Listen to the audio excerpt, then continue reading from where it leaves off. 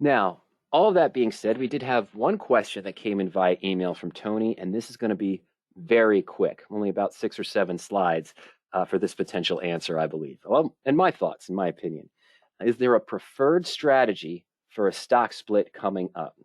Okay. Tony's direct question was, when a company announces a stock split, the stock many times increases in value as it runs up to the split date.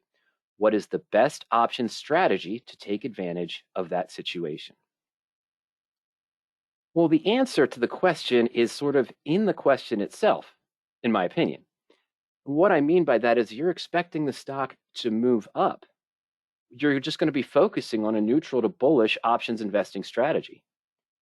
Capital intensive, shorter term, you might look at a covered call using weekly, 2-week out, or shorter term covered call positions to knock down the cost basis if you wanted to buy the stock, of course, in the pre-split price. You could also look at a standard collar or potentially a cash secured put. If this wanted to be longer term, that you wanted to continue to trade the position leading up to the split, you could look at a married put, maybe a calendar collar where you're buying a put far out in time and selling near-term calls against it, or you might do a far out in time, maybe 5 or 6 month out covered call position or cash secured naked put. If we're looking to generate income in the shorter term multiple times, maybe leading up to the split date, we might use some leverage strategies, a bull put credit spread, bull call debit spreads, a shorter term diagonal calendar spread, or poor man's covered call position.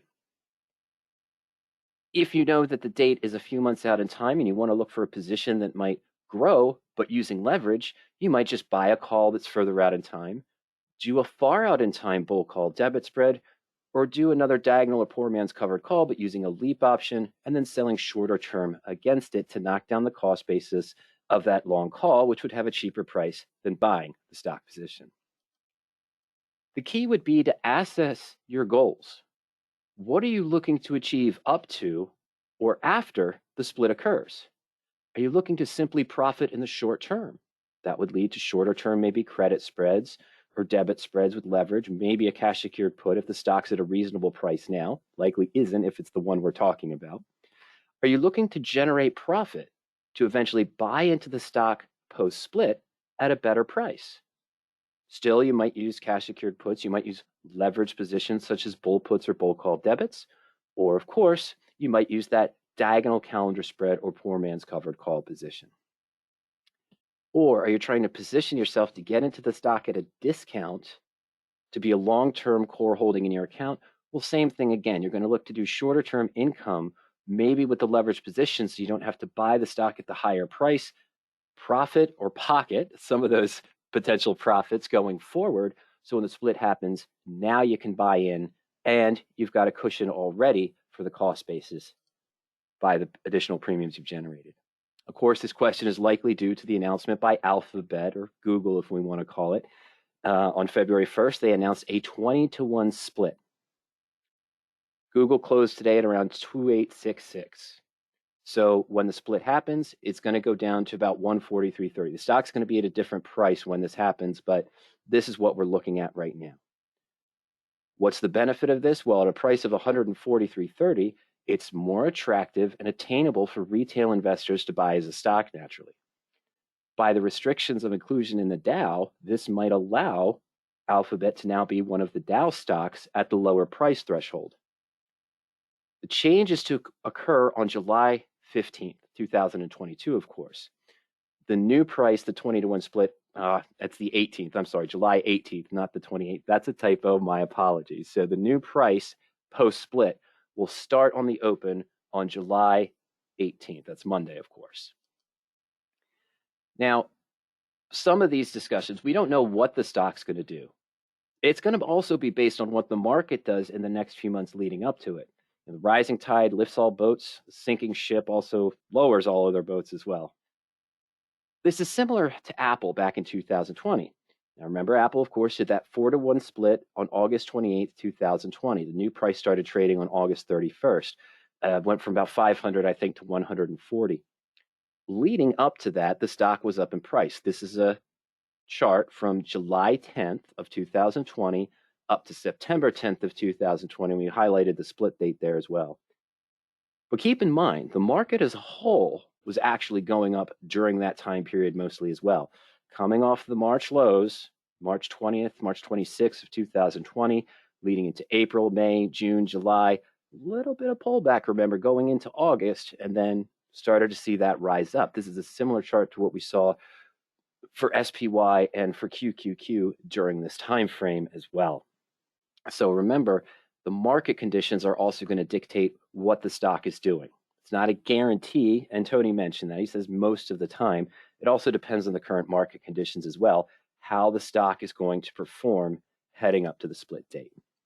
But again, in the simplest terms, if your outlook and expectation is bullish leading up to this event, you're going to focus on neutral to bullish strategies. If we're talking about Google, personally, I'm not going to do this, any of the capital intensive positions, just because the current price of $2,866 per share.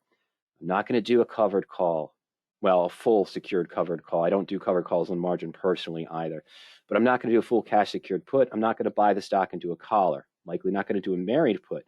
I might after the split, but we'll have to see where the price is then, depending on where Alphabet goes to during that time.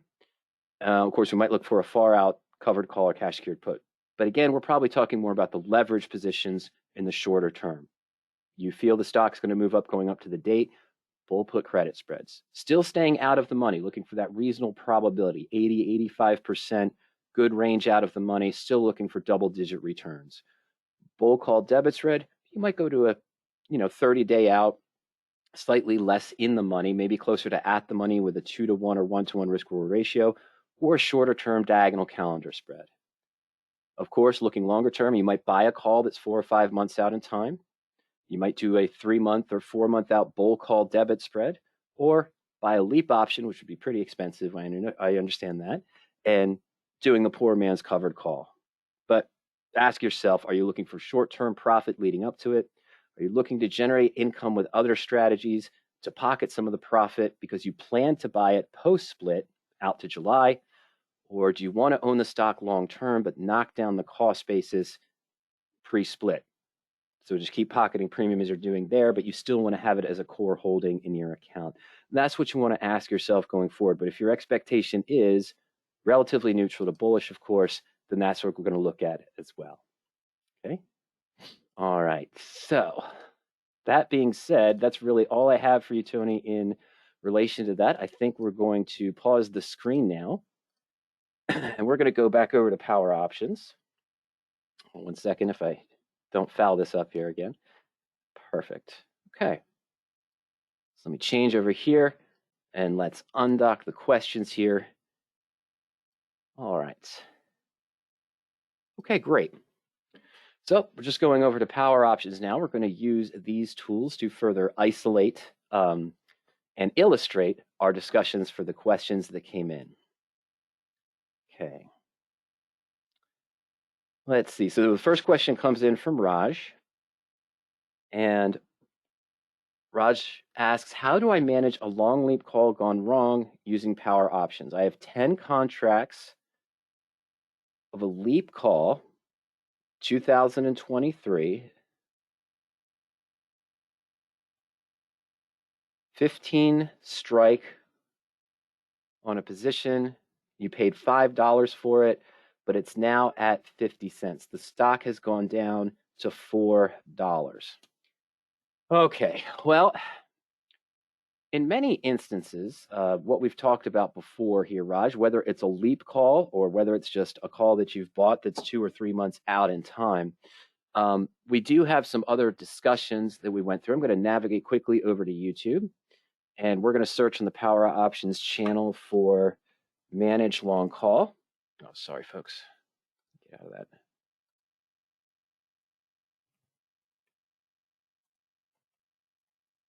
I think that's what I need here. So ideas for managing a losing bought call, 8 ways. Oh, that's a profitable one. Managing your long option positions. There's another one here that you might want to look for, that you can look for later, Raj, as well. And that's, can the stock repair? I don't know the exact title I put it under.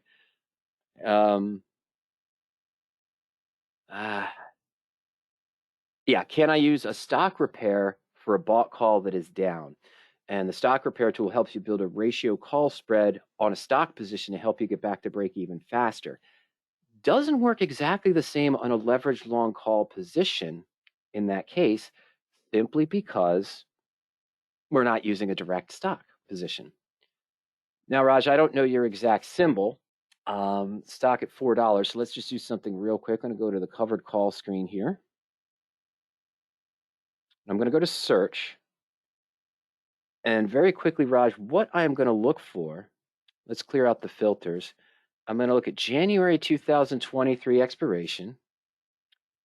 And I'm just going to look for one strike out of the money.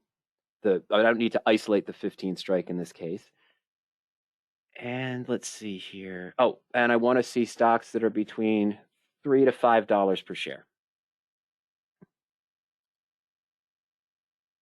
Okay, so we've got a ton of them here.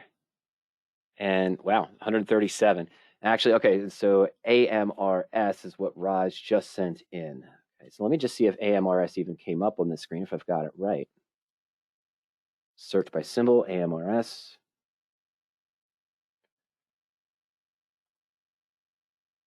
Yep, there it is. Okay.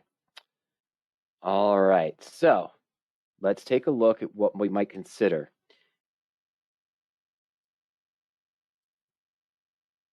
Just going to pull this up. January 2023. There it is, the 15 strike call, 35 by 50. Well, you bought 10. Okay, I'll put in 10. That's fine. $5. All right, so we know where we are now. We're essentially really near a 95% loss on this position with a decline. The first thing that isn't related to this, but I always want to bring this up. Yeah, this was the one, this one here kind of got away from you suddenly. It was leaning down before then. Oh, that's a terrible color. I don't like that color. All right, let's get a new color here. Let's do something brightish. Go with that green, see if that shows up any better. Much better. So you might have purchased sometime around this time that 15 strike leap call here when the stock was trading here before this drop. Not sure if this was related to earnings or whatever.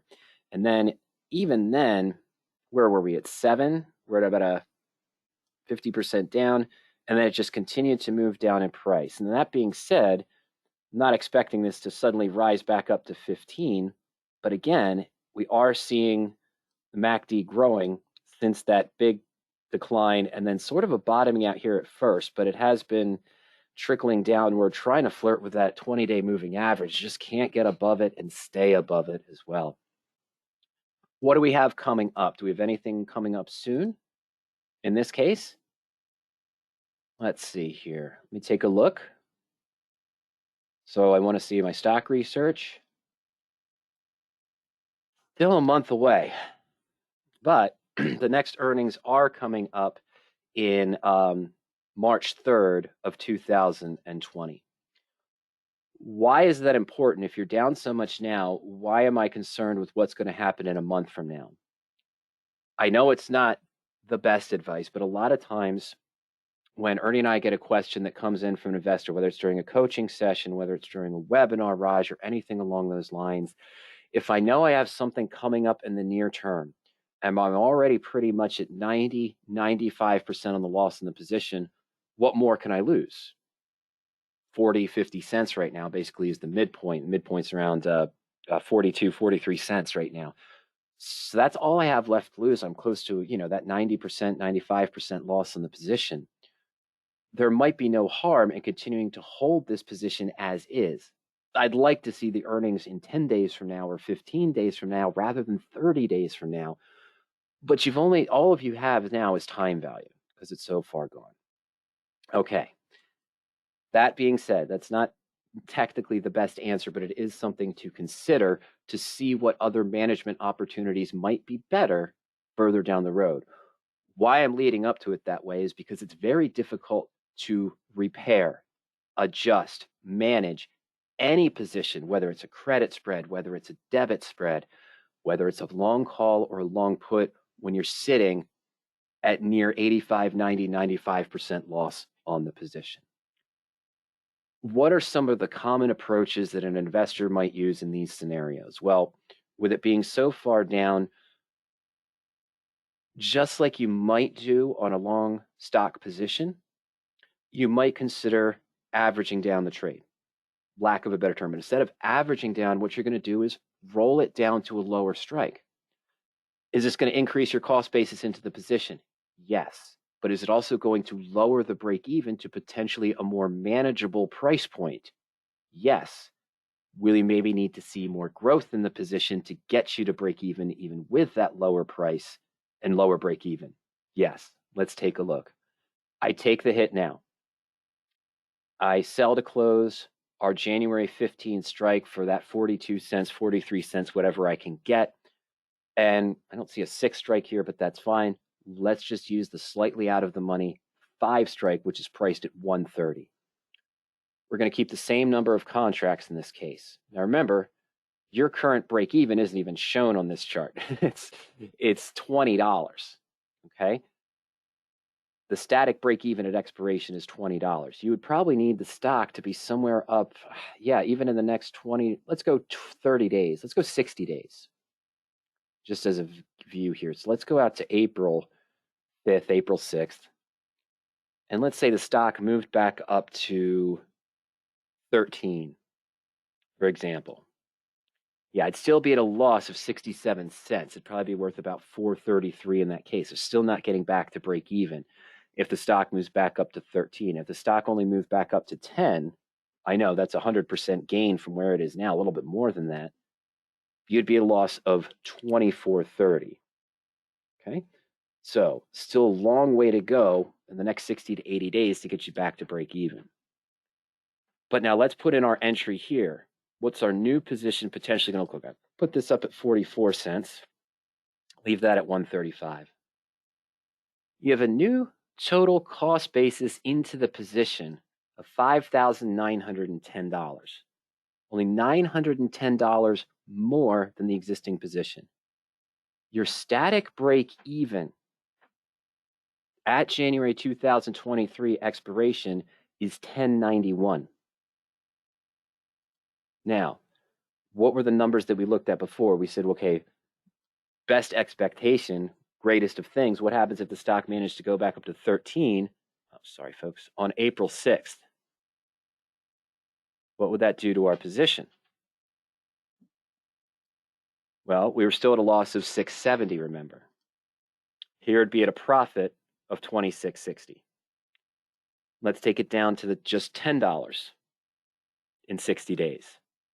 Still at a loss of 80, but it's more manageable. What's the other advantage of going down to this position here with a cost of $591 per contract, now owning 10 calls at 5? Well, let's just do that.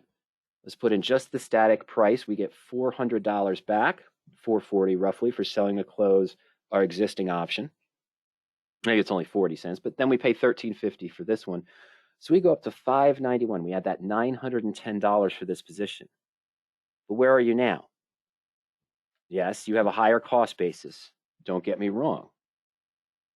What could potentially and already is, roughly close to a $4,570 loss could be a full loss of $5,910. You are adding to the cost basis just as you would averaging down the stock.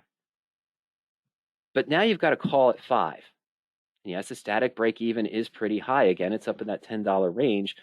But I could start trying to knock the cost basis down shorter term. There's no premium there. So you'd have to go out maybe 30 days, but not. Oh, yeah, it's too close. I don't want to go to March 4th because you have the earnings coming up, but it was maybe trying to generate some premium against it by doing maybe a horizontal spread. You just sell 10 contracts against it. You're only going to get about $50. Oh, God, $120. That's not bad. But what you're doing now is trying to knock down the cost basis a little bit more before the earnings coming up. Why am I not suggesting that right now, when you're this far down, you start selling calls against it at lower strikes? Because then that creates a completely bearish position. And I don't want to suggest that you just hold and hope onto this position, and I'm not suggesting doing that. Normally, we like to close one of these long calls just as we would our spreads. If the stock hits, if the call hits a 40 to 50% loss of our initial investment, we don't want to let it go more than that. But now you're already in the situation here, and we're at an 85, 90% loss. The calendar is one. Rolling down and doing the calendar is one way you might consider managing this position. Just rolling down, you had made a comment that you said big catalysts expected. Well, this helps you get down to a different break-even price in that case. Yes, it's only $10, but the break-even, I'm sorry, is about $10, $10.91 actually. Static break-even on January 2023 expiration, Raj, excuse me. But it's not $20 where you are now. Your static break-even's at $20, holding the 15 call and paying $5 for it. Yes, you increase the cost basis. Yes, you're putting more money into a trade that's already losing. But if you're still staying in this position because you're hoping it's going to come back up and you expect some catalysts, rolling it down to a lower at the money or maybe even slightly in the money strike is going to give you a better break even if that happens. And now that you're at the lower strike, it opens up other opportunities to maybe sell premium against it, create a diagonal or poor man's covered call. Tough to do because the premiums are so low. I see that. And you don't want to necessarily start selling the standard March expiration here going further out in time because you don't want to cap your gain if the stock really takes off from the earnings or even has a good movement from those earnings coming up way down the line in 30 days, not way down the line as well. Of course, there's all sorts of different other things we can do here that get a little bit complicated, keeping with the same expiration rather than turning this into a calendar. Now, I may be able to go out to January 2023. I doubt it's going to work. It's definitely not going to work. But we lowered the price and lowered the break even. But I can get some premium against it selling to January as a debit spread, but it doesn't give me enough. The debit's 485, and I'm in a 2-point spread. So in order for a debit spread repair to work in this situation, we'd have to open it up to that 10 strike, which unfortunately is only 70 cents. I don't even know if that works, to tell you the truth. I don't think it does. No, it doesn't give us enough. We're still going to be at a guaranteed loss, even if it comes back up to 10 on January expiration. Only a loss of 185 compared to that, 4,000, $4,560 loss we're looking at right now. So this doesn't get it to a repair. What about the butterfly? In other words, if I change this to a long-term butterfly by selling 2, this would effectively be not quite the ratio repair because the ratio repairs aren't going to work here on this. I can already see that. Yeah, the ratio repairs won't work here. All right, so what am I going to do? I'm going to sell 20 of the January 7 calls and buy 10 of the January 10 calls. So we're going to enter sort of a ratio spread depending on what you're qualified to trade in your account. What you might have to do is enter this as after you roll down to the 5 call, turn it into a bull call debit spread by selling 10 and then enter another bear call credit spread, 10 contracts of selling the 7 and buying the 10s. That way they link it together. They don't see that any short calls or think any short calls are naked in that scenario with a high margin.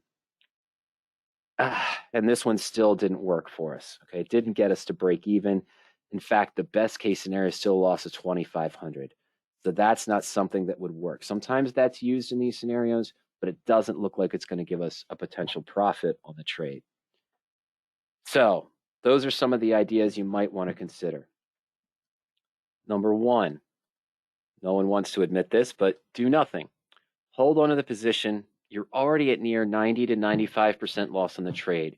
That $42, $43 midpoint remaining in time premium, Raj, is all you have to lose, even if you hold it for the next 30 days, the stock continues down in price. I don't want to see that happen to you, I know, but it's something you consider to leave the position as is. And then if you get the move you're looking for from the earnings on March 3rd, you'll see better opportunities maybe to roll down at that time and adjust the cost basis. Number 2, Just like you might do with a stock, average down the position. You can roll down the call to the lower strike price as we showed. That gives you a potentially better break even. Would see a gain if the stock went up to 13 in the next 60 days to April. I'm not saying that that's what I think is going to happen with the stock, but you'd still be at a loss if the stock went up to 10. But then you might have an opportunity to pocket some of the profit you have on this new 5-strike call, even though it's not at a profit on the entire position, and sort of roll it up in that case. You might see a different kind of cost basis that you do. So you could roll down here and do that. And then 2A, once you roll down, of course, you could look to evaluate selling calls short-term against it, but you don't want to cross beyond that March 3rd earnings date in that case. We saw, we didn't run an example, but I could just see mathematically, in order to do the stock repair position that I showed, that we had mentioned against this higher price call that's near 90% loss, we'd have to roll down first to see if we could get a repair. And the repairs didn't work as a credit. And I don't think the repairs would have worked as a debit. But we also saw here in this scenario that once you roll down, trying to force the butterfly against the position wouldn't seem to work either.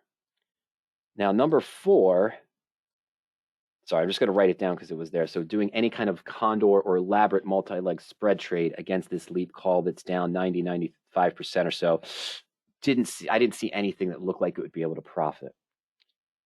Now, number 4, you could consider doing the roll down.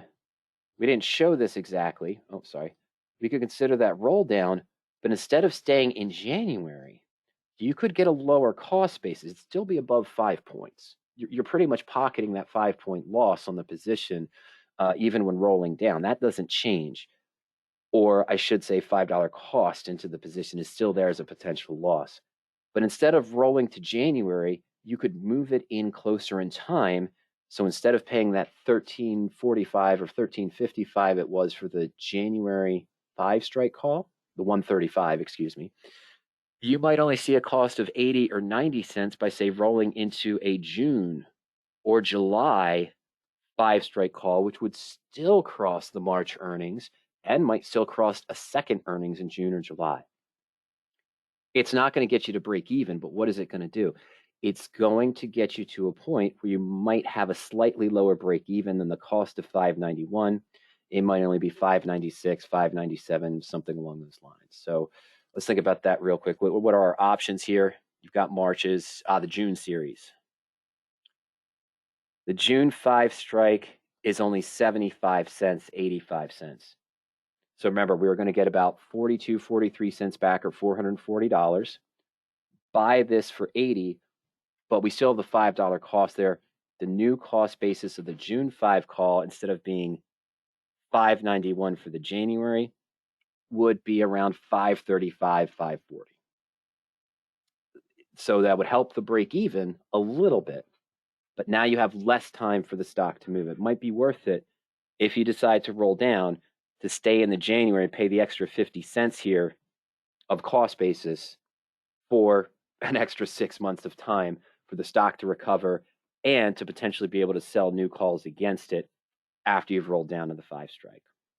Okay, so those are some of my general thoughts in these scenarios. Once these positions hit this near maximum loss on the position, there's not a lot of repairs that can be done to get it back. You first have to consider averaging down in that case, and then evaluating what you want to do next. Okay, but as I mentioned before here, take a look at some of those other ones when you have the time. You can look at this one honestly, but I don't think it's going to help you just based on the numbers that I saw for AMRS. But yeah, we wanted to look at manage a long call. So other ideas that might work, but I'm not sure if they're going to work with this type of unrealized loss on the position so far. Ideas for managing a long call. Currently, long calls that are going against them, can management techniques be applied? So those two, using the stock repair and this one, might help you that scenario. Raj then asks, good analysis. We'll be posting this on YouTube. Yes, of course. We're going to go through tonight. I'm going to go through tonight, excuse me, at some point and start cropping these discussions out one by one. and I'll hope to have the first 3 or 4 posted tomorrow morning, usually by 11 a.m. Eastern time, 12 noon Eastern time, definitely. And then we'll send out an email, Raj, when those are posted as well. Okay? So we'll let you know as soon as that's posted and expect to see it tomorrow morning with our other discussions that we're going to get into right now as well. Let's see here. Okay, that's great. All right, so we're going to skip gears now, and this question is for John. And John says, Married Puts, why does the search on Married Puts show only expiring out 8 to 10 months? Is nothing close to recommended? John, no, it's not. And the reason why is because the approach that we show in our default searches for the Married Put strategy follow directly the criteria and the structure that we use in the full work, the blueprint. The idea being that the options that are at least 150 days out in time for the radioactive default sorted by earnings per share growth, 90 to 95%, I should say 95% really, of all the trades that Ernie and I post in the Fusion subscription at radioactivetrading.com come directly from this search. Occasionally, I might enter something near a market if I feel we've entered a market bottom on something I feel that's stable in a dividend-paying stock that's going to recover, and I'm usually out a year, if not more, on that put option. And that might be something such as Kraft, Johnson & Johnson, Disney, something that is, a company that we know is not going to go bankrupt, that is going to recover, although it's going to be slow and the dividend will help. Those are the only times I don't take a Married Put directly from this screen. Why are we going 150 days to 900 days out in time as the default search? Why is that the preferred one? Because that's the time frame that goes along with the 3 core principles, John, of the preferred Married Put approach. Number 1, forcing an ideal size trade. Yeah, well, I can go shorter term and get the single digits, 4, 5, 6, 7% risk that I want. I know that. So forcing an ideal size trade, that would work for both. What's called the ATM bell curve. Okay, and what that means is that when we buy a put, this also answers the reason why are we buying an in the money put? Why am I seeing Cactus here, 49.48, and buying a 55 put? Should I be buying a 40 put that's only $2 or $3? Well, no, because that risk is going to be up to 15, 17, 20%. Because even though I only paid $3, the insurance doesn't kick in until the stock hits to 40. Yes, the put will go up in price, but I'm giving up $9.48 of intrinsic value on the stock. So technically, I've got 12 points at risk. Here, I've only got 5. Okay, so the ATM bell curve naturally states that we want to be selling at the money at the peak of the highest time value. You look at any option chain, and the at the money option has the highest time value. That's what we want to be selling into. We want to be buying in the money and out of the money. But because I also want to control risk, that takes away the out of the money put. I want the single digits. 3 is the time decay curve. And what the time decay curve shows is that I'm buying 180 days out, 150 days out. Here's probably 120. Here we're at 90. Here we're at 60. Here we're at 30. So when I buy in this range, which is preferred, even if the stock doesn't move, and even if the stock does move slightly up and down in normal market conditions, I'm seeing a much lower time decay in those first 90 to 60 days. If I buy a 90-day out option just 3 months away, I start to see the time decay kick in more rapidly. I have to be more active and try to be forcing income against it to cover the time decay I'm losing on the position if the stock's not moving in the direction I initially thought. And if I only buy 30 days out, well, you know what happens then. I've only got 20 to 30 days to get enough income to cover the time value decay I'm going to realize see happening, John. This is the preferred structure as discussed in the blueprint. These are the exact criteria that we use that reinforce the 3 core principles of radioactive trading and really any trading.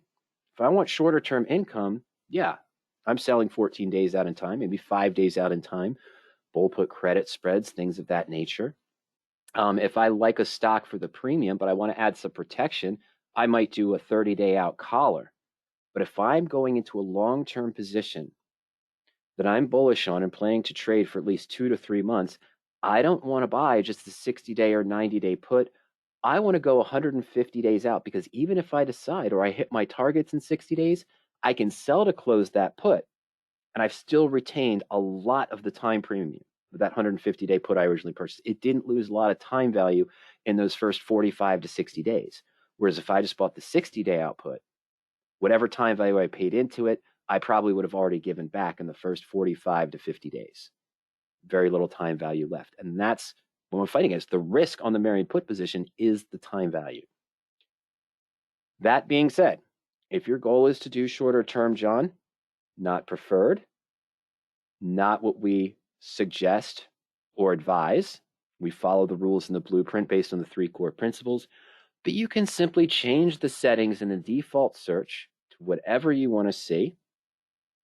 And if if you go shorter term, I'd also remove that risk of 3.5 and maybe put this only as high as 6 or maybe only as high as 5.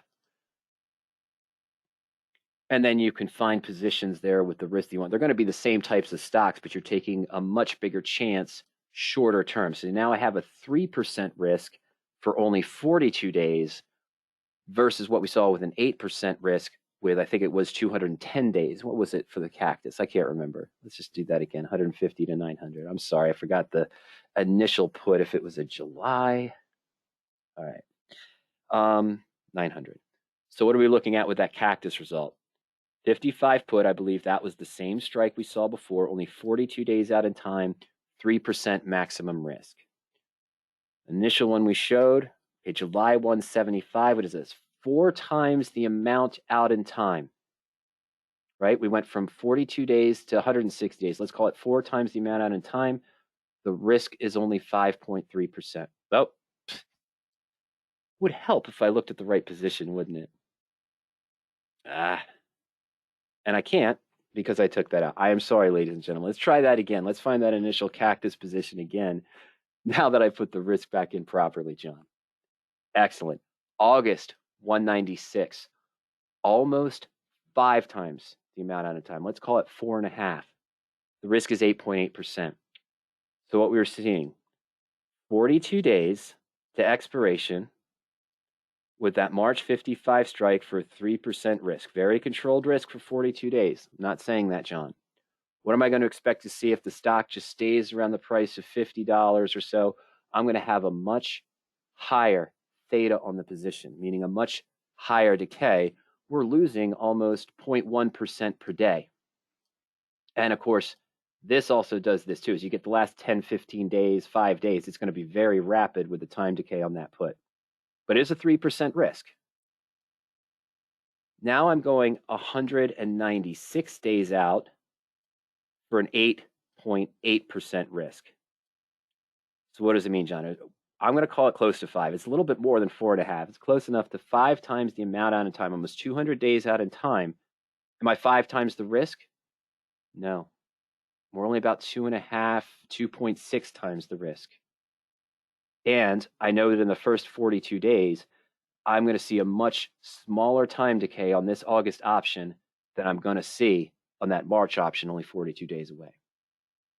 The risk is the time value. While we're using the income methods, is yes, to generate income, lower our cost basis, but also help negate the time value decay we see on the puts and putting ourselves in the proper structure.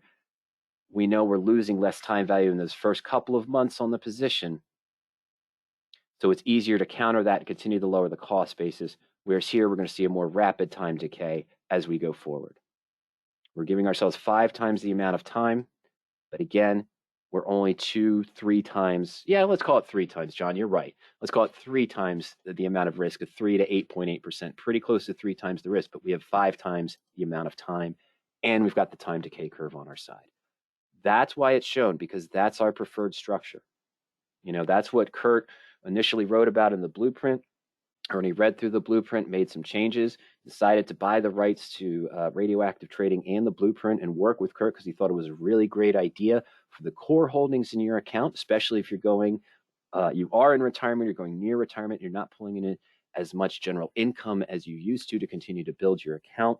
This is for protection, and this is the preferred protection that matches the 3 core principles of radioactive trading.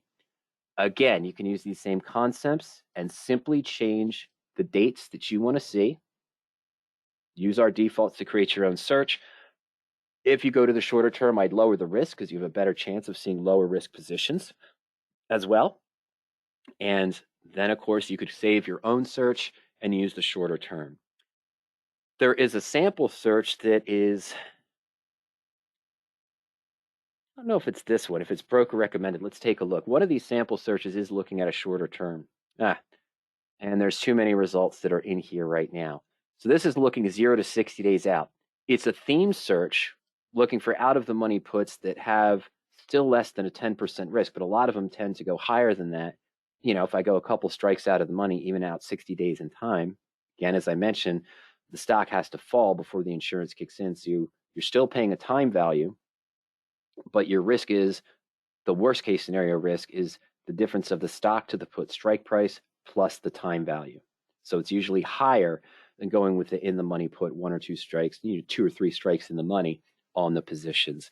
But those are other searches, these sample searches that you might use for themed searches, or you can just go into our defaults and change the time frame that you want. Again, I've already answered why we're doing it this way, why we prefer it this way, and why we don't have a default search that's just looking 20, 30 to 60 days out in time. All right, so John, I hope that answers your question. And remember, of course, the full criteria, full approach, and full insight into the radioactive techniques that we use is in the blueprint there, all 12 income methods plus that proper structure. That's in the blueprint, of course. You can check that out at any time. It's all electronic. We don't send out the hard copies anymore. So if you do pick up the blueprint, you'll have instant access to it as well. Okay? All right. So John, you're welcome. And of course, you remember, we can adjust those. You can adjust the criteria any way you want, but that's why we have those defaults set there as well. Okay. Robert, we had some good discussions earlier this week. And let's see here. Let's see, we have a snow. This is interesting. I had a discussion, another presentation I'm supposed to be. I wanted to get done this week, but I didn't. There were some comments on the YouTube channel very similar to this, John. So I'll try to get that done here as well. And what that question was, I think it was Mirage? Yeah, it was Mirage. It had the transformer icon from the first gens there. And Mirage had asked a similar question. Why aren't you using the short-term put or the out-of-the-money puts? Why use the in-the-money put that has such a high cost? And it's, I answered him, this is why we do it, because we have the control risk of single digits. You use the out-of-the-money put that has the lower cost, naturally. You take the higher risk on the position. And then he commented, well, the put is going to go up as well if the stock goes down. If the stock goes down, the out of the money put is going to increase as well. So it's not like you're risking that full amount. No, it's not. But starting in the money with a higher delta of 0.6, 0.65, if the stock falls 2 points, I'm gaining $1.30, $1.40 back. If I only have a delta of 0.3 and the stock falls 2 points, I'm only gaining 60 cents, 70 cents back. So you're still taking a higher loss, liquid loss on that position than we would over here. So I'm going to get that together and put it up as well. I'll probably put yours up first, John, and then we'll go back and take that one I was using from Raj. What does this have to do with Robert's question? Well, the example I was using that I didn't put into this portfolio, but I put into my personal account. This is our webinar portfolio, of course. So William Adama's name up there, of course, from Battlestar Galactica. But Roberts is on snow, and this was the example that I used on the YouTube comments there for Mirage on the topic there of the married puts. But for Robert, we've got a bear call credit spread, February 18th expiration, bought the 275, that makes sense, and sold a 272.50. All right. Very good. February 18th expiration on snow. We're going to sell a 272.50, buy a 275. Let me get your prices right. 631 and 693. Okay. And I am just going to leave this. I'm sorry, yeah, 631 and 693. We're just going to leave this as one contract to keep the math simple. 62-cent net credit on a risk of 250, or a true risk roughly of 188. We keep the $62 no matter what happens. So even if we have to close the position out for the full loss of 250, which he's getting close to right now because the stock is above both strike prices, not what we want to see in a bear call credit spread, as in a bull put credit spread. We don't want to see the stock in that situation as well. We don't want to see it below both strike prices. Normally, when it's above both strike prices, the rolling and adjusting can be difficult. You're nearing the full loss on the position, just as we saw earlier with the discussion on the long call. Robert, of course, you know that we had a great discussion the other day with some other positions that were similar to this. Yeah, big jump here for Snowflake there, 19. It's been bouncing all around. I think that's why Mirage asked the question, because he was pretty bullish on it and he wanted to see what the best maybe protective structure was. Long story short, here we are in this position. And as I discussed with Robert, what are some of the things we might consider? Well, now that it's moved up so much in this case,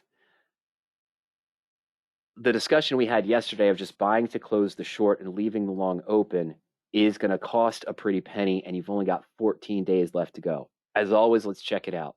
It's going to cost me $16.40, $16.35, somewhere in that range to buy to close this call.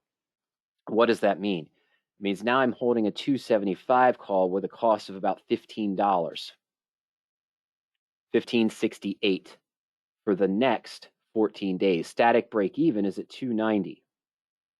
Well, we moved up 20 points today. And just another two $10 day moves would have you up at break even in that case. This is one of the 8 ways that we talked about to manage a long call. Pause for a moment. Let me go back. I know we've talked about this before, Robert, but you might want to review this one. 8 ways to manage a profitable long call.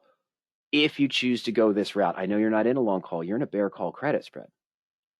But once you do that and the stock starts to move up, you might be able to manage it a little bit better if in case your expectation is it's going to keep going up. One of my favorite ones that we discussed the other day during our coaching session, of course, is the pendulum adjustment. I'm going to leave the 272 where it is. I'm going to sell to close the 275, pay a fair amount of money to buy the 270. If the difference in these premiums and my cost basis and the original net credit we received is less than the difference in strike prices of 250, we're going to be looking pretty good. We're going to sell to close this. So we're going to be around 1490, and we're going to pay about 1750 for this. Oh, that's going to be tough.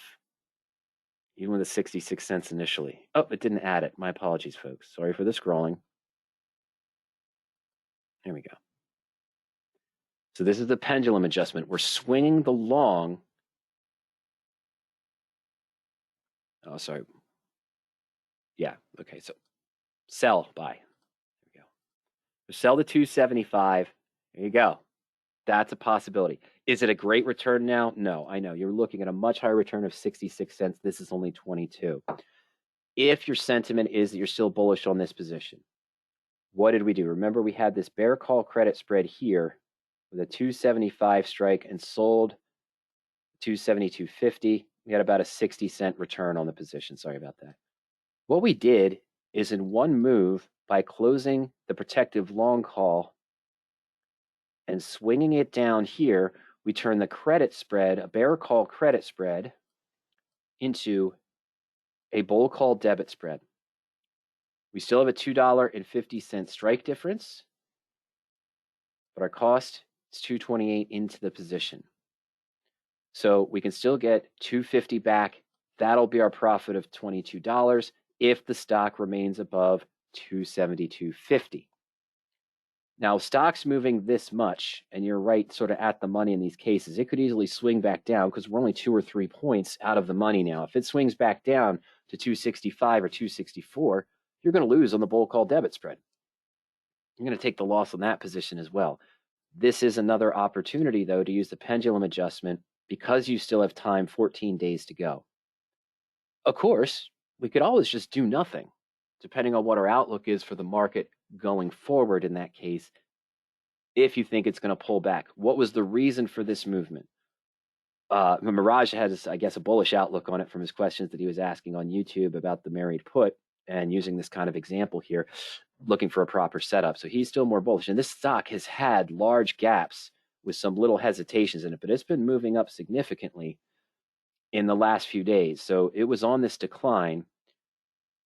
And I think it was here that Mirage asked this question on YouTube about this a few days ago. Yeah, it's probably like 5 or 6 days ago.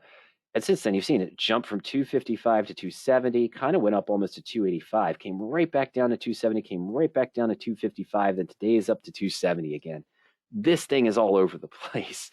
And I don't know if it's found a trend that it wants to keep. Yes, it has a positive MACD now crossover, but it's still just been going up and down, which is why it hasn't started to break above the divergence line in that case, why it's not holding above the 20-day moving average. So are there options to manage this position? Yes. Would I try to convert this into a butterfly by doing a bull call debit now? By, let's say, selling, does it allow me to do this? I think it does. By selling another 270, 250 call, that price, and buying a 270. I'm entering into a call butterfly. I apologize. I think I said put, I think I said iron. So we're going to sell another one of these. We're going to buy one of these. That doesn't look too unattractive, except for the fact the graph looks great if it comes back to 270, 250, but you're still already beyond the maximum loss. Is the maximum loss lower in this case? Yeah, you've lowered it to only $73 with a potential to make 177. You added a bull call debit thread, keeping the same short strike, but paying a high debit for that 270. Again, now we have two ways to lose. If the stock falls below 270 again with all this movement, or if it stays above 275, but the max risk is 73. Yeah, the potential in one instance, in one chance at expiration, if the stock's trading right at 270, 250, could you make this $177? The way this stock is moving, I don't even know what the expectancy is of the stock being in these ranges in the next 14 days. So that's something to consider. So what do we have? Unfortunately, you're not near maximum loss in the position because you still have a lot of time value remaining on the trade. But for the original position, we saw some opportunities, Robert, as we discussed on our coaching session here. We did see the opportunity of I want to say number one, we did see the opportunity to buy to close the short, which would leave you in a long call with, yes, a high cost basis, but the break even in 14 days was at 290, only 15 points away from where are you from now. That sounds like a lot, and it is a lot. But again, we just see a move of 20 points today. We saw a move of 23 points down the other day, and another move of, I think it was 16 to 17 points the day before that. So buying to close the short, leaving the long open, if you think the stock is starting to show you that trend is going to continue these types of strong movements in the next few weeks, that's something to consider. We did see the potential to do a pendulum. Of course, we can't do it now, and we have to wait to see what happens on Monday morning. But again, that is a potential, is to use the pendulum adjustment, move the 275 to the 270, change it from a bear call credit to a bull call debit with a profit. The butterfly, I didn't like it because the way this stock is moving, the expectancy of it trading, right at 270, 250 in 14 days from now, it could happen, of course, but it's going to be very difficult. It did lower the risk to only $73, but you're already in the full loss zone if it keeps going up or stays where it is in the next 10 to 14 days. 4, of course, well, you're doing this anyway because you have to, because here we are at Friday evening, but it's do nothing. Wait to see what happens maybe Monday or Tuesday. If it really continues to start ramping up, I mean, if it gaps up another 20 points on Monday, there's not much you're going to be able to do in that case. The pendulum probably won't work anymore. You could buy to close the short and leave the long open, but now your break even is probably going to be up at 310, 315, somewhere in that range. The butterfly probably won't work unless you move this whole spread up to a higher strike and then try a butterfly repair. Very difficult to do. Could be potential though. So we are in the do nothing phase. Naturally, have to see what happens Monday morning, but you see that there are opportunities there that we looked at. The butterfly, if you thought it was going to pull back again, but remember that still puts you in 2 ways to lose on the position. Okay. And as before, Robert, there are full discussions also on our YouTube channel on managing bear call spreads 8 Ways to Manage a Bear Call Spread, I believe, is shown somewhere on there as well. It's an older presentation. We also have a review of 8 Ways to Manage the Bear Call, similar to the bull put, just reversed.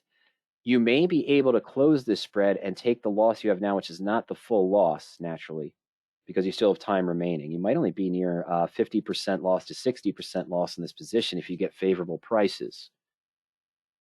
And you could convert it to maybe a bull put credit spread or a bull call debit spread if you think the stock's going to continue up in price from this direction. So close and do the opposite, but you'd have to work out the numbers based on what you get filled on in that case. Okay. Oh, okay, Gary. I'm going to go back to the married puts here very quickly for Gary. Then we've got a question from Chuck.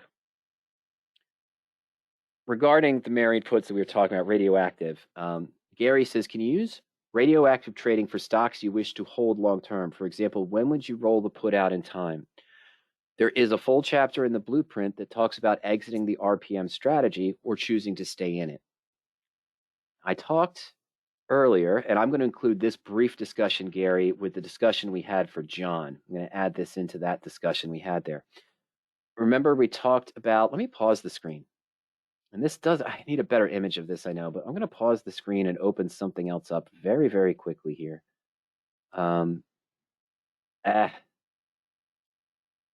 Let me go back over here. I'm sorry. Let me allow me to do this. Let me go back over here just for a moment. I apologize. It won't let me show my screen if I'm showing this monitor here. And I want to take a look. It should be right here on my desktop. I swore I put it up here so that we could access it whenever we wanted to. Sorry, ladies and gentlemen. Okay, no worries, no worries. Let's go here and I want documents. Sorry, folks. I know you're not seeing what I'm seeing. It's okay. And just 1 second here.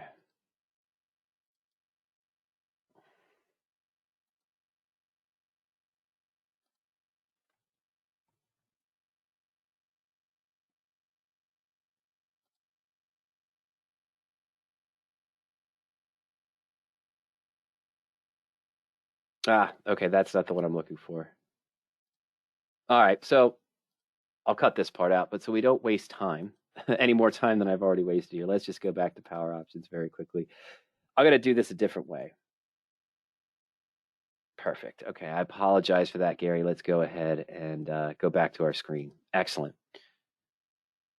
Where's my January? Do I got a January? I do. Citizens Financial, 5405, January 57.5 put, 350 days out in time, a high risk of 9.4%.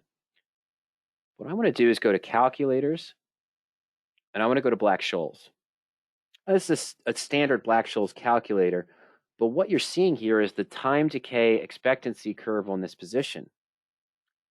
And this is similar to what this actual trade is, what we'd expect to see the time value being. So from the first month, if the stock stays exactly the same and volatility remains the same, the price here that we're seeing in time decay is only dropping down about 30 to 45 cents. And the next month is dropping another maybe 50 cents. And then the next month here, we dropped about 60 cents or so. So that's, we're already out 3 months in time to May 1st. Okay, and we've given up really only about $1. I'm sorry, that's more than $1, isn't it? This would be about $8.40, so we're here about 7. Yeah, so it's about $1 that we'd give up in 3 months, about 30 cents per day. We get towards the end here, we get to October, which is what? Roughly about 75, 80 days away, 90 days away to expiration. But in that next 30-day cycle, we're going down from about, let's call it 575 roughly, to close to about $5, so 75 cents. It's increasing quickly. But then the next month, it dropped down to 450 here. And the next month here, those last sort of 30 days from December to January, the expiration here, but for that month here, we're going from 450 down to about a whole dollar, about 360 or so. Came to 90 cents, close to $1. Where am I going with this?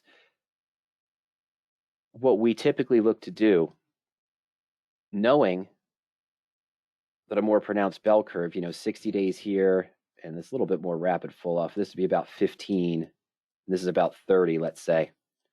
What we typically do is if we're with 2 months to expiration of the put, We'll look to close that, Gary, and roll it if we want to continue to do this long term. If I would have put a position out every 12 to 15 months, when I get to that November expiration or mid-October expiration, I'm going to look to maybe close that put when I get within 60 days so I don't start losing the last remaining time value I have on the put, and to use that little premium I got back to roll out further in time. Because remember, the option that's 12 times the amount out in time is not 12 times the cost.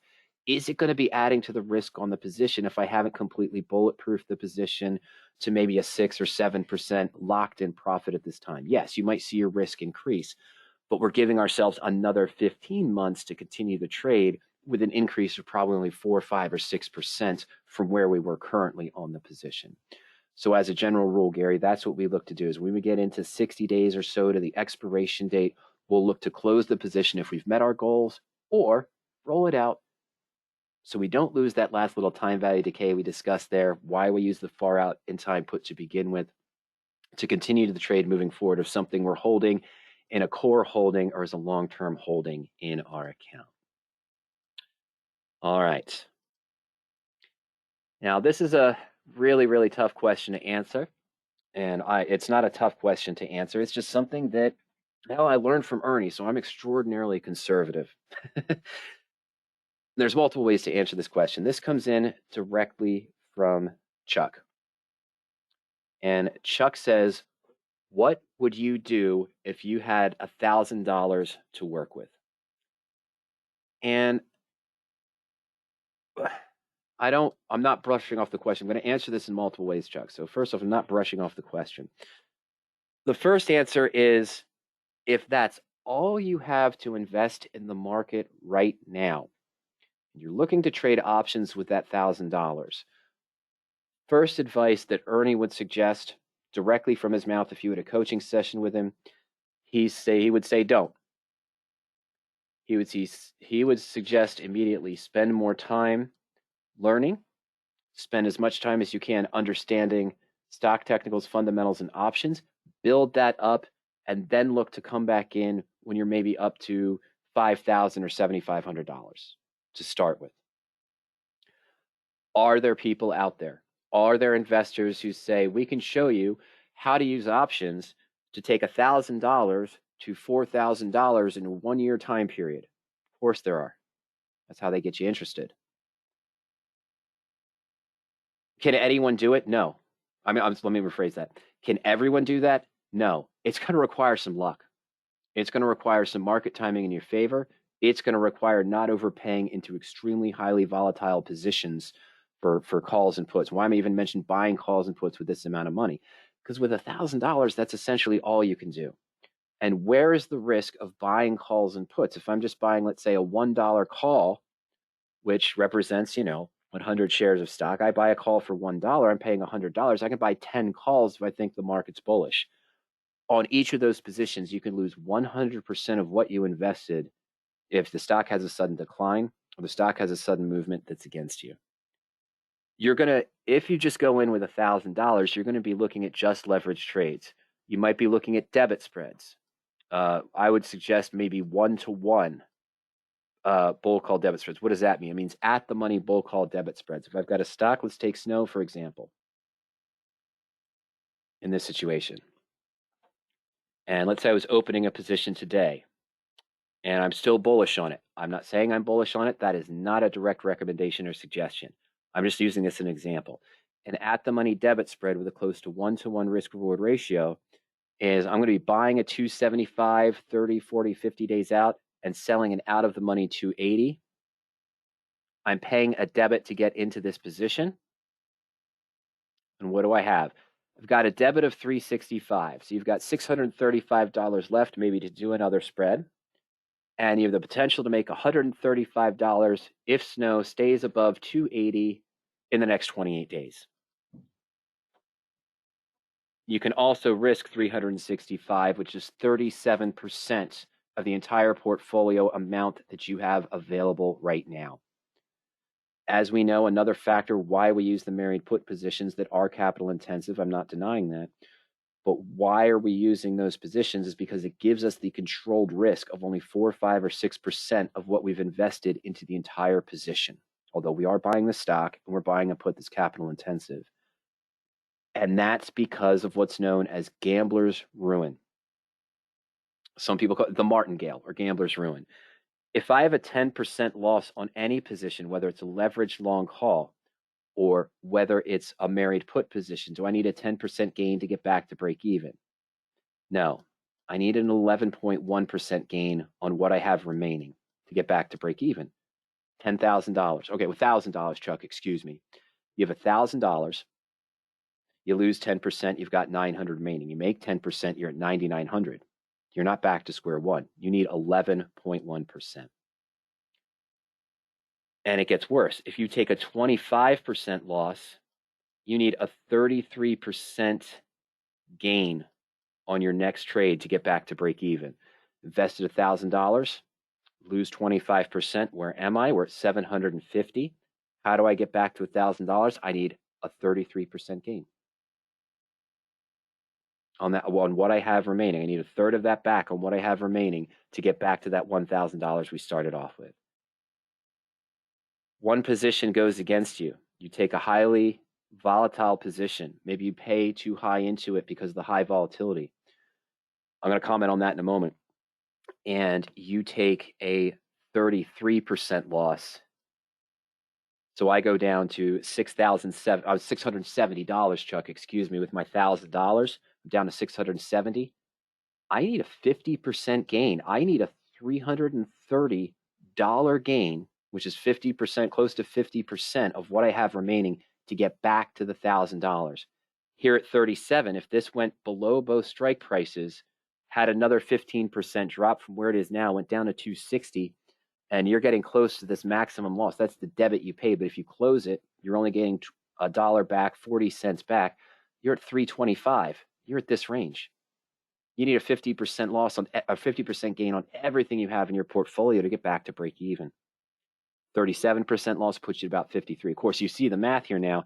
What happens if I take a 50% loss on one of these positions, or on what I invested with just $1,000 of smaller trades? Sorry about that. I hit a bump on my table. That means I need a 100% gain on what I have left to get back to break even. This is the dilemma. With only $1,000 of putting into the market and trying to trade options with them. If it's play money, that's fine. But what I'm saying is with the 1,000, what is this bump I keep hitting? I'm really sorry, folks. But let's try that again. With that $1,000 that you have in there, we said don't, but you could only be using really leverage positions, buying calls, buying puts, doing some form of debit spread or credit spread, maybe a diagonal calendar spread or a horizontal, where you have to put up the margin. You just have to cover the difference in the strike prices. But the lie of leverage works both ways. Yeah, I can make 37% with only investing 365. What's my probability of profit here? Of max profit? 45%, maybe 40. Well, can you get a high probability position with the 80 to 90% probability with an out of the money credit spread or a deep in the money debit spread? Yes, but now you're talking about returns of 12%, and the risk reward ratio goes from 2 to 1, roughly in this scenario, to about 9 to 1. That's the nature of looking for the higher probability trades. It's a trade-off in those scenarios. The lie of leverage, it's extremely dangerous in those cases. Where else I was going with this is that I trade leverage positions in my portfolio. We had questions come in from Robert, who's trading a leverage bear call credit spread in his portfolio. But as a rule, I only trade credit spreads with 10 to 15% of my total portfolio, because in a sudden turn of the market, bullish or bearish, that portion of my portfolio can quickly be down 50%. Happened to me February 5th through 8th of 2018, the start of the discussion of the China trade war and the China trade tariffs. I had 3 positions expiring on February 9th. On February 2nd was the Friday. I think February 5th was the Monday. On February 2nd, those positions were all profitable, not where I would have closed them for a 50% profit, but they were all profitable. The market was doing the trends that we'd want for the spreads that I was in. It was bullish. It absolutely was. And then this sudden comment comes out, and the market tanked and the volatility spiked. That day, all 3 positions went to a 50% loss, and I closed all 3 out. Why? because a day later, they were all at a 67% loss, all three of them. A day later, they were 78, 80% loss. And on the final day, they were all 100% losses. But because I was only using this with 10 to 15% of my portfolio, the max drawdown I saw in my total portfolio was only 7.5% in those situations. Okay. You don't put 100% of what you have to trade in the market, Chuck, into leverage positions of buying calls, buying puts, credit spreads, or debit spreads, because there is the risk of losing 100% of what you have invested into those trades in a sudden and unexpected movement, black swan event, bad news event, and that's very, very dangerous. Okay. Direct from Ernie, I could tell you, if he said you only had $1,000 to play in the market, our suggestion would be don't. Save up time, get educated during that time, learn as much as you can in that time. I'm not saying you don't have the education, but you need to understand options almost inside and out and try to build that up for a higher value. Even then, when you come back in, whatever value you have in your account to trade in options, you shouldn't be trading these kind of leverage positions we're talking about that you likely only could trade with $1,000 to invest. You're not putting more than 10 or 15% of that into those leverage positions, because the possibility for a 100% loss is there. And what we always teach, of course, is never take more than if possible, not always possible, but never take more than a 50% loss of what you could lose on a spread position, even leverage long call or buying a put position, simply because if it hits the 50% loss and you hold and hope, and you continue to say, oh, it can come back and come back, before you know it, it's a 75% loss, it's a 90% loss, it's a 100% loss, and never came back. And that's pretty risky. Are there ways to manage positions when they start to go against you? Yes, there are. We teach those as well. Ways to manage bull puts, ways to manage bull calls. But knowing how fast that lie of leverage can work against you, that's why it's called gambler's ruin. And that's what happens to a lot of people who do suffer or do, encounter gambler's ruin, is they keep putting more money in to try to repair a trade, and it keeps going the wrong direction. Before they know it, hey, they only risked, let's say 25%. Let's say you took $250 to open a 2.5 point spread. It's a possibility. You'd only be doing one contract, so you might only be getting 30 cents back or 25 cents back. $25 or $30 for risking 250. That's that 9 to 1, 8 to 1 risk reward I was talking about, Chuck. But you try to repair it because it went against you. Now you're taking, instead of a $250 maximum risk, you're going up to $400 maybe by the management. Then it keeps going the wrong direction. You got to manage again. Now it's $600. That's 60% of what you started with. That's how people get caught in that downturn, thinking, oh, I can just keep managing this trade and managing this trade and managing this trade. But the stock does nothing that you expected it to do, and you're just losing and losing and losing.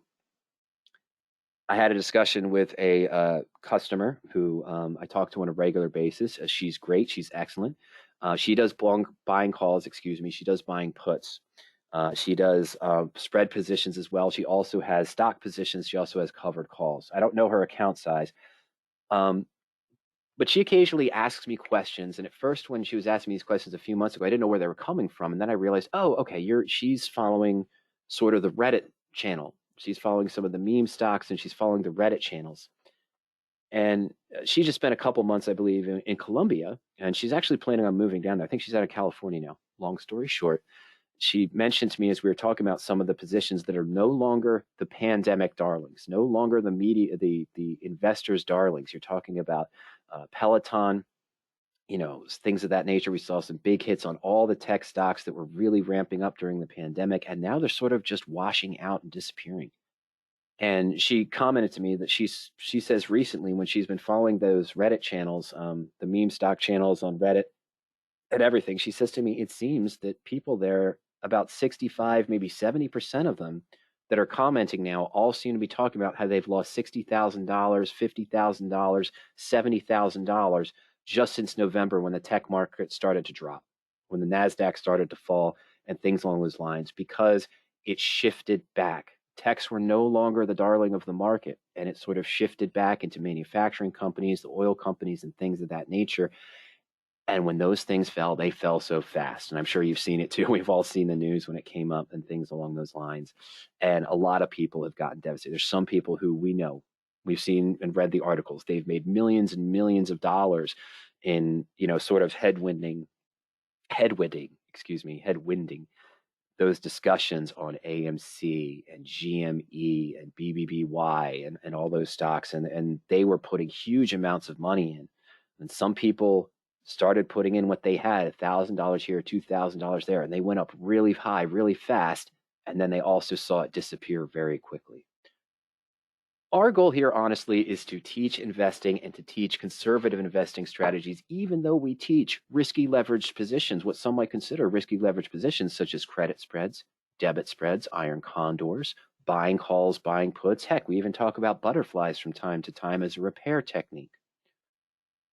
But we do it with the focus on these positions shouldn't be more than 10 to 15% of your total portfolio, because they are risking 100% of what you invest in them. And very quickly, you can see a 40 to 50 to 60% loss in adverse market conditions against the sentiment of the strategy. That's why we advocate the concepts of the married put position. Many of you have heard me say, usually at any given time, 40 to 50% of my portfolio is in these positions. Number one, it has to be, because it incurs buying the stock and buying the put. It is one of those capital-intensive capital-intensive strategies. But the most I can lose on any one strategy is 5, 6, 7%. That's guaranteed, better than a stop order. But it requires the capital to do it. Credit spreads, buying calls, leverage strategies, again, maybe 10 to 15% of the total portfolio. Buying calls and buying puts, maybe only 1 or 2%. Well, maybe 4 or 5% of the total portfolio. I still have to leave some money inside for cash for potential management techniques, as we saw today, when one of these goes against me. If I'm in a bear call credit spread like we saw earlier, and the stock suddenly moves up, and I think, hey, I think it's going to continue that direction, I'm going to buy to close this call here and leave the long open, so I have a long call with a higher cost basis. Well, that might cost me $10, $15, $20. Well, of course, that's $100, $150, $200, right? I'm sorry, $1,000. I'm sorry, that right there is $1,000, $1,500. That's what I was trying to say, or $2,000 for one contract, depending on what kind of stock I'm in on that spread. That's very, very difficult to do. I'd have to close both legs to get out of the position at a loss, because I don't have the capital remaining necessarily, if I'm doing it with too short of an account, to actually do that. Because I put 50% of it, 25% of it into this one trade, and maybe some into the others, and now I'm stuck where I can't manage this the way I want. I just have to close it out and take the loss on that position, because I can't do the management I want because I don't have the capital. That's the other risk you run into very fast as well. So proper position sizing is key. Proper allocation is key. Those positions that have the high leverage risk, that you can lose 100% on what you invest in, should only be used with a small portion of your portfolio. And that's why I gave the answer that I gave, Chuck. I know it's not the answer that you want. I am not going to be part of that. How do I want to say this? I'm not going to be part of that marketing campaign where I'm going to say that I can teach anyone with only $1,000 or $2,000 that you can make 50 to 60% using options, and in 3 years you'll have doubled your money you started out with to trade. I'm not going to say that, because it's extraordinarily difficult to do on a regular and a consistent basis. And even if hopefully it does go your way, if that's what your plan is and you do find guidance for that, that's great. I want to see you be successful. I want to see everyone be successful and make money. But the truth is that might work for you for 6 months, it might work for you for 8 months. I hope it works for 1 year. I hope it works for 2 years.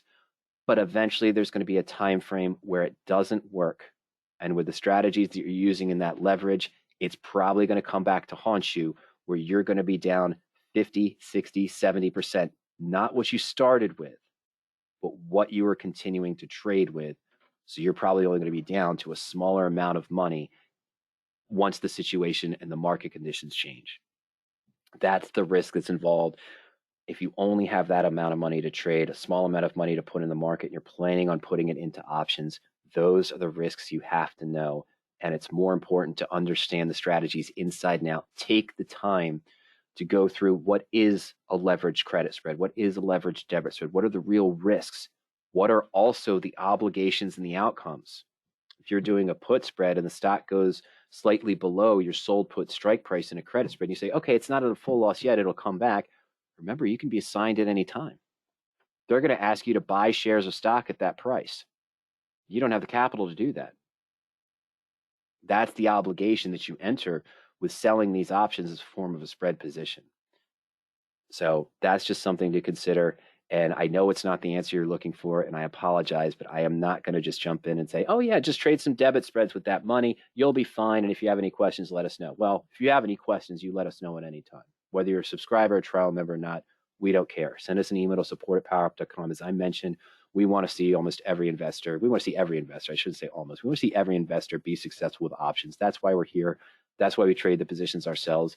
And what we do for each of us individually is what we feel works best for us, for what we have to invest in the market individually, and where our current situation is based on our age. Ernie does much different things than I do because he is much older. He's not willing to take as many risks. And Greg does something different because he is a higher, actually much higher account size than I have. So he's playing with some other different strategies in that fashion. I have customers that do allocations similar to what I do and strategies that do things similar to what I do. I have some that I have to take a step back when I have a coaching session and they send in a comment of what they want to discuss during our 45 or 50-minute coaching session. And I look at what they're doing and I don't even understand it. I've got to spend 35, 40 minutes before the session analyzing the position they're in and what are the pros and the cons. It's not something that I would trade my account necessarily, but I've got to understand it in order to help them with it. But I know enough that I don't know enough to trade that in my account, but I'm going to help them as best I can. All right, so I'm getting off track here, and I apologize for that, but that's the best answer I can give because we are a little bit more conservative here. We don't want to see people take unnecessary risks. We want you to be successful. We don't want to see investors take unnecessary risks and fall into the trap of the lie of leverage and gambler's ruin. That's not our goal here. Well, ladies and gentlemen, after all of that rant, and I'll probably trim some of that down before I post it to YouTube. I apologize for that, of course. But again, we are here at, I apologize, what is it, 5:56 p.m. Eastern Time? Yeah. So I just want to remind everyone, of course, that today's material are my thoughts and your questions, designed for educational purposes, increasing investing performance and options knowledge. Any stocks or options discussed today should not be taken as direct trading recommendations or trading suggestions. They were used for example purposes, graphing, and analysis. Options involve risk, which we just spent a fair time discussing and the reasons why, and it may not be suitable for all investors. Now, today we got to cover a little bit on the search tool. We actually didn't look at the portfolio tool today. We did take a look at some of the calculator tools as well. However, if you like the tools that you saw, remember, you can take a 14-day free trial at any time. Just go to powerup.com. All you need is name and email address. No credit card is required. You'll have full use of the site for 14 days. After that, subscription levels start as low as just $45 per month. That's for the end-of-day data. Most popular subscription level, of course, is the delayed data service. It's 15 minutes delayed or so. It's $65 per month. And of course, we have other levels of service there for real time and beyond. There's no contractual obligation. You could cancel at any time. Free coaching is available on all levels of subscription. You can also upgrade at any time, and subscribers get full access to the webinar archives.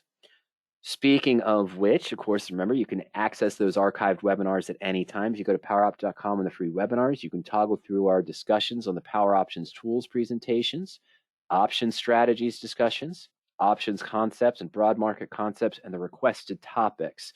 Currently in the requested topics section, all the full hour, 10 minutes, hour, 20 minutes, open discussions from the last 4 Fridays are available. We'll probably have this actual full discussion up, not separated out into segments, but the full discussion up maybe 8, 9 o'clock tonight Eastern Time, somewhere around that time frame. Or just go to our YouTube channel, as we looked at a little bit earlier. Find us on YouTube there, go into our videos and search by what you're interested in.